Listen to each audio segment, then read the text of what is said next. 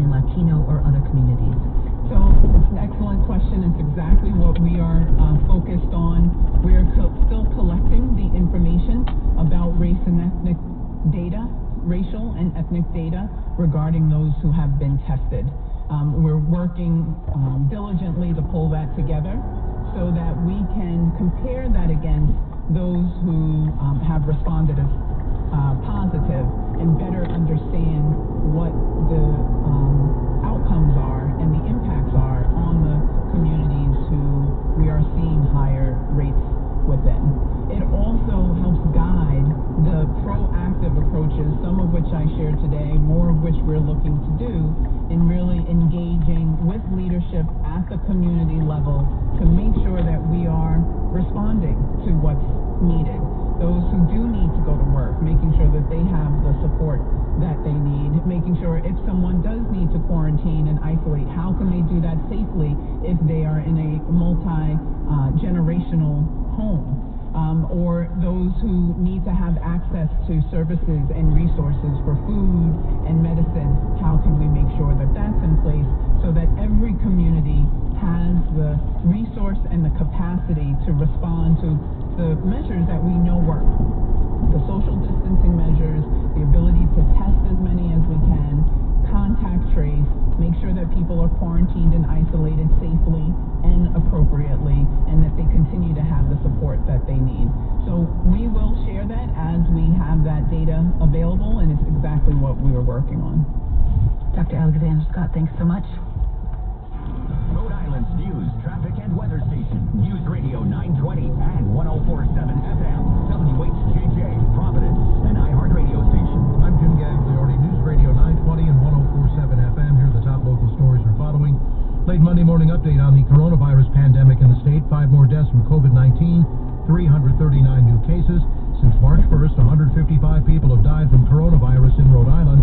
There are now 5,090 cases. On a positive note, number of deaths reported today, the lowest since April 8th, but the number of people hospitalized did go up from Saturday and Sunday. Every person who walks into a business in Rhode Island must now wear a face covering because of the coronavirus pandemic. Governor Raimondo says the only exceptions are children who are 2 years old or younger, or if a doctor tells an individual wearing a mask will endanger their life. Masks must be worn even at drive-through windows. All employees of customer-facing businesses must also wear masks.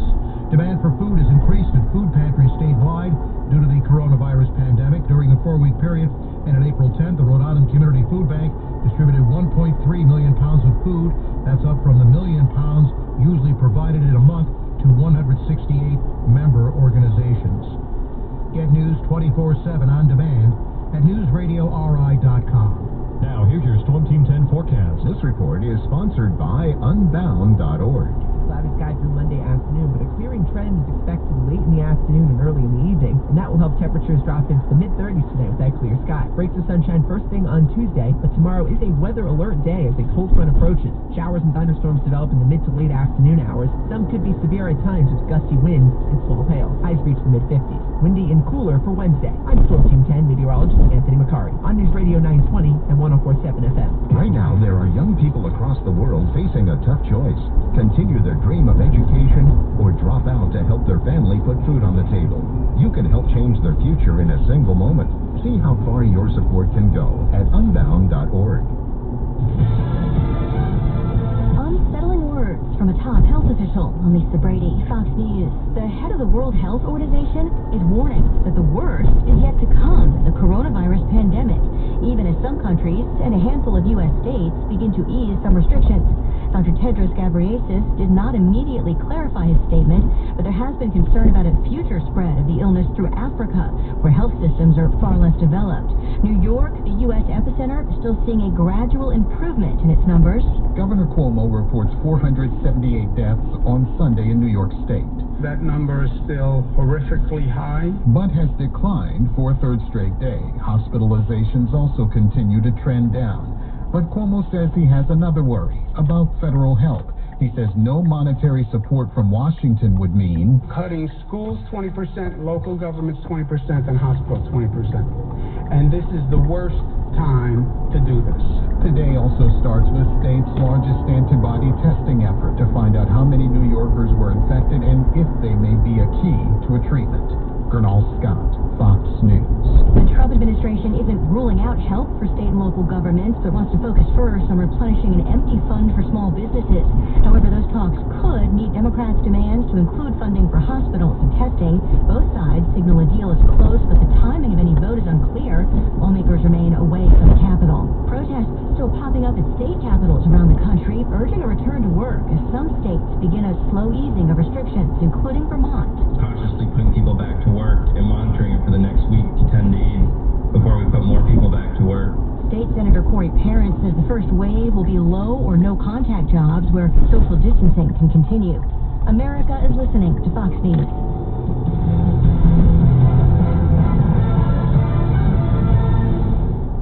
We want to help with a chance at $1,000. Text the nationwide keyword couch to 200-200. You'll get a confirmation text and info. Standard data and message rates apply in this nationwide contest. That's couch to 200-200. I'm Nick Soboleski, a Select Quote agent with a true story that could save you hundreds of dollars a year. A woman named Linda just called. Her husband, Ray, has a $300,000 group life insurance policy, but is changing jobs and can't take it with him. Well, I shopped the many highly rated term life insurance companies we represent and found Ray, who is 41 and takes medication to control his cholesterol, a 10-year, $500,000 policy for under $27 a month. That's almost twice the coverage for less than half of what he had paid. If SelectQuote hasn't shopped for your life insurance, you're probably paying too much. For your free quote, call 800-597-0315. That's 800-597-0315. 800-597-0315. Or go to SelectQuote.com. Since 1985, we shop, you save. Get full details on the example policy at SelectQuote.com/commercials. Our price can vary depending on your health, insurance company, and other factors. Not available in all states. Do you want to learn to speak a new language but don't have enough time? Then you need to try Babbel, the language learning app that you can try for free right now at Babbel.com. Babbel's lessons are just 15 minutes or less, and you can go at your own pace. You'll be amazed at how easy Babbel makes it. Start your first lesson in the language of your choice for free. Just download the Babbel app or go to Babbel.com now. That's Babbel.com. News Radio 920 and 104.7 FM. But they doing their jobs and caught the case of this virus before it got here. Isn't that what they're supposed to do? When you think of the Centers for Disease Control and you think of America, and you think of in America is the best. In America we have the highest people. We have the smartest people. We have the most committed. We have the highest degree of expertise. If that's true, then why wasn't this virus detected? Why wasn't it known? Because it's been around a lot longer than we think. The World Health Organization, it was unhelpful at all. Another bureaucracy, which did not do its job, yet they are the acknowledged experts.